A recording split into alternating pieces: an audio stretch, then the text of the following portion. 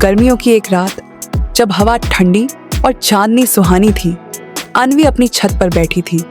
वह चांद को देखती और सोचती, क्या वहाँ सच में कोई रहस्य है?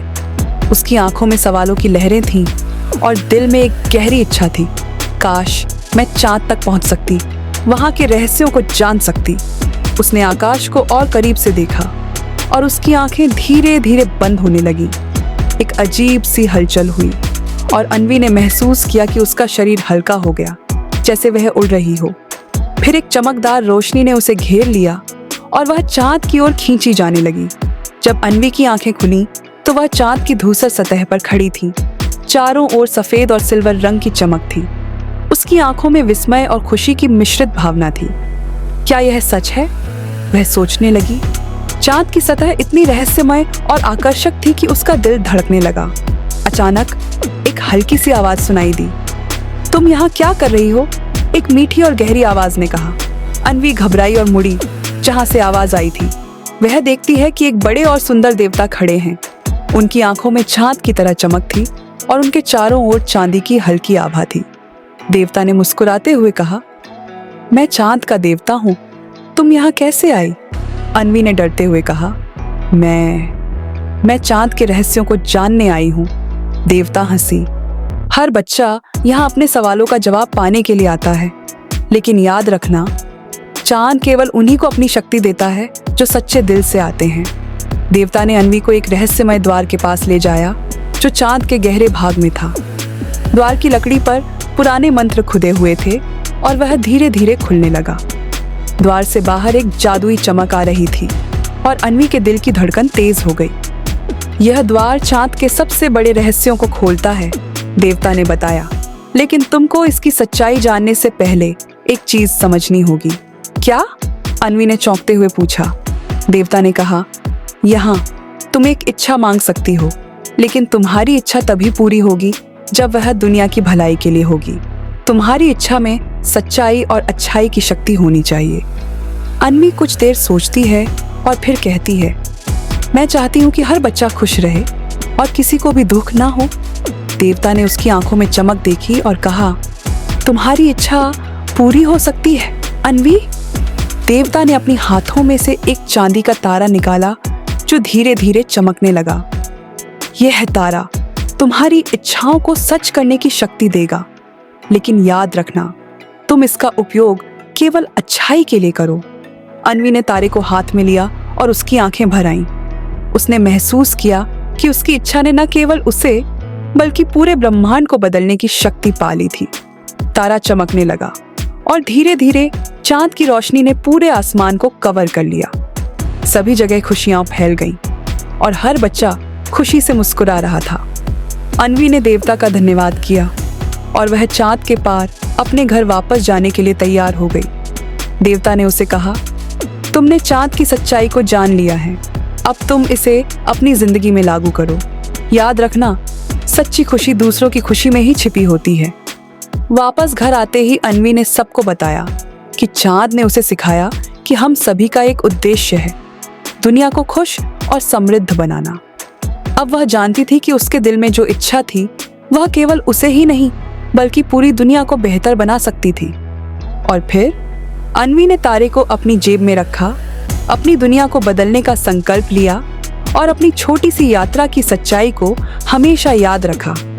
कहानी का संदेश, सच्ची इच्छाएं दूसरों के भले के लिए होती है और हम सभी में वह शक्ति है जो दुनिया को बदल सकती है।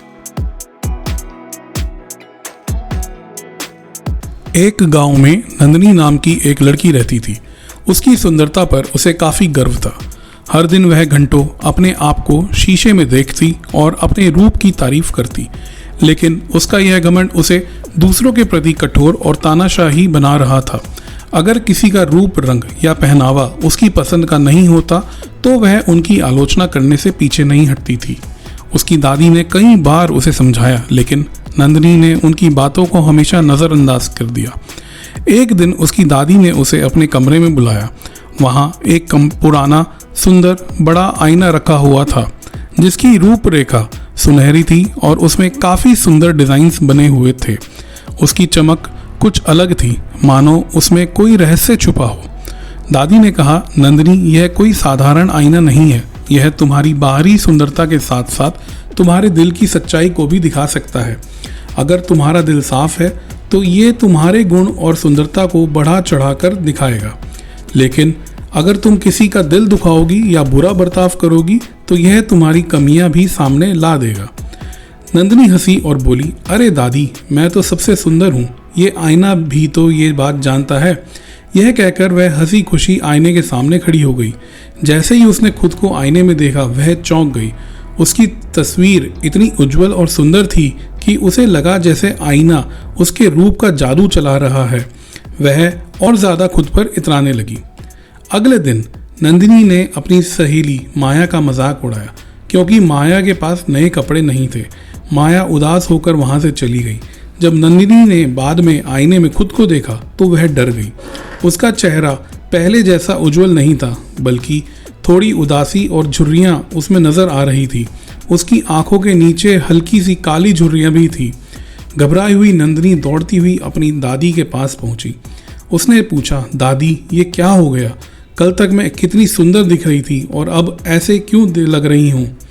दादी ने मुस्कुराकर कहा, याद है मैंने तुम्हें बताया था कि ये आईना तुम्हारे अच्छे और बुरे बर्ताव को दिखाता है।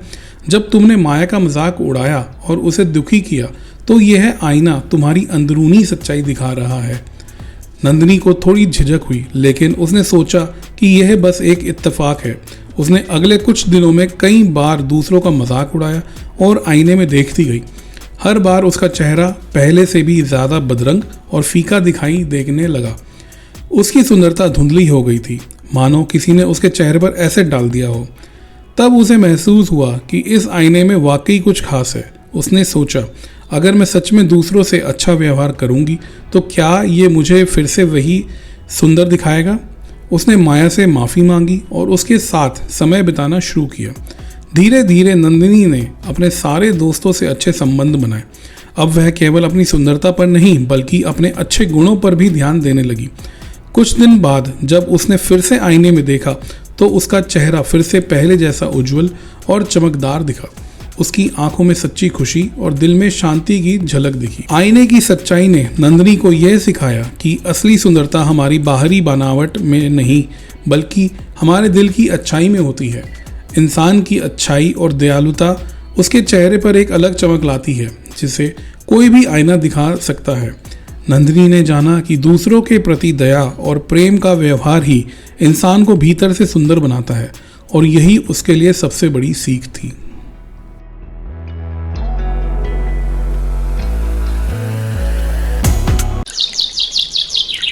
बहुत समय पहले समुद्र के किनारे बसे एक छोटे से गांव में मीरा नाम की एक लड़की रहती थी।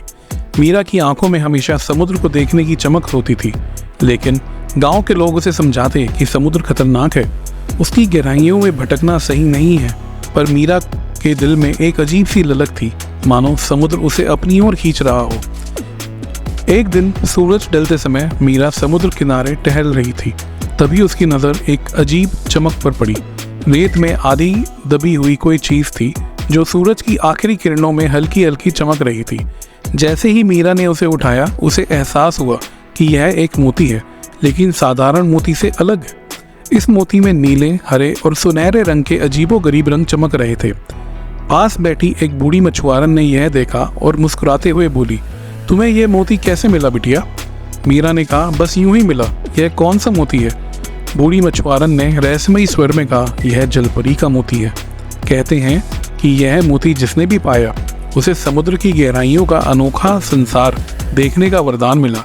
इसे पहनने से तुम पानी के नीचे सांस ले सकती हो, पर यह मोती केवल उन्हें अपनी शक्तियां देता है जो दिल से सच्चे और साहसी होते हैं। मीरा ने मोती को देखा और उसके अंदर एक अनोखी चमक महसूस की। उसने मन ही मन सोचा, अब मैं समुद्र की गहराइयों को जान पाऊंगी। बिना देर किए उसने मोती को अपनी गर्दन में बांधा और धीरे धीरे समुद्र में उतर गई। जैसे ही मीरा पानी के अंदर गई उसने महसूस किया कि वह सामान्य रूप से सांस ले पा रही है। उसके चारों ओर रंग बिरंगी मछलियां तैर रही थी। पहली बार उसने इतनी सुंदरता एक ही जगह देखी। लाल और नारंगी कोरल, नीली और पीली मछलियां और बड़े बड़े कछुए। मीरा हर चीज को देखकर दंग रह गई। थोड़ी ही देर में एक सुंदर जलपरी जिसका नाम मीरा था मीरा के पास आई। मीरा ने अपनी चमकदार नीली पूंछ को लहराते हुए मीरा से कहा, स्वागत है तुम्हारा मीरा। मैं जानती हूँ कि तुमने जलपरी का मोती पाया है, बताओ तुम यहाँ क्यों आई हो। मीरा ने संकोच से कहा, मुझे हमेशा से समुद्र की गहराइयों को जानने की चाहत थी।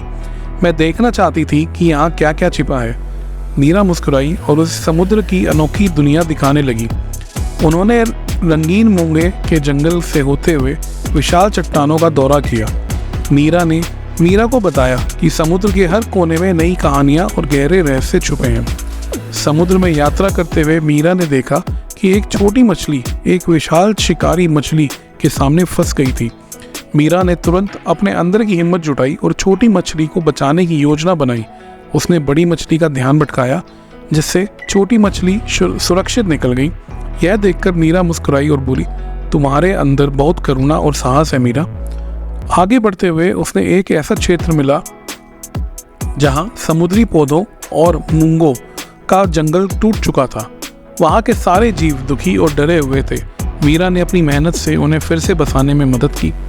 उसने एक एक पौधे को उठाकर सही जगह लगाया और धीरे धीरे वहां की प्रकृति फिर से बहाल होने लगी। समुद्र में घूमते हुए मीरा को कई दिन हो गए थे। उसने समुद्र की हर अद्भुत चीज देखी, मगर एक दिन अचानक समुद्र में एक भयानक तूफान आ गया। तेज लहरों और अंधेरे के बीच मीरा अपने रास्ते से भटक गई। उसने देखा कि उसकी सुरक्षा के लिए चमकता मोती धीरे धीरे मध्यम पड़ने लगा था। मीरा घबरा गई और उसकी हिम्मत टूटने लगी। अंधेरे और तूफान के बीच मीरा ने अपनी आंखें बंद कर ली और अपने दिल की आवाज़ सुनी। उसे एहसास हुआ कि इस मोती की असली शक्ति बाहर नहीं बल्कि उसके अपने भीतर है। उसे सांस जुटाया और अपने भीतर की शांति को महसूस किया। उसी समय मोती ने फिर से चमकना शुरू कर दिया और उसे तूफान से बाहर निकालने का रास्ता दिखाया। तूफान के थमने के बाद जब मीरा वापस जलपरियों के गांव पहुंची तो नीरा ने उसे गले लगाते हुए कहा, तुमने यह जान लिया कि असली ताकत इस मोती में नहीं बल्कि तुम्हारे भीतर है। यह मोती तुम्हें खुद की गहराइयों को खोजने का और समझना सिखाने के लिए था। मीरा ने नीरा को धन्यवाद दिया और मोती को लौटाते हुए कहा, अब मुझे इसकी ज़रूरत नहीं है। मुझे पता चल गया है कि मेरी असली ताकत मेरे भीतर है। हमारी असली शक्ति हमारे अंदर होती है। हमें सिर्फ अपने डर को दूर करके अपनी गहराइयों में उतरने की हिम्मत करनी होती है। जैसे समुद्र की गहराइयों में मोती मिलता है, वैसे ही आत्म खोज से हमें हमारी असली क्षमता और ताकत मिलती है।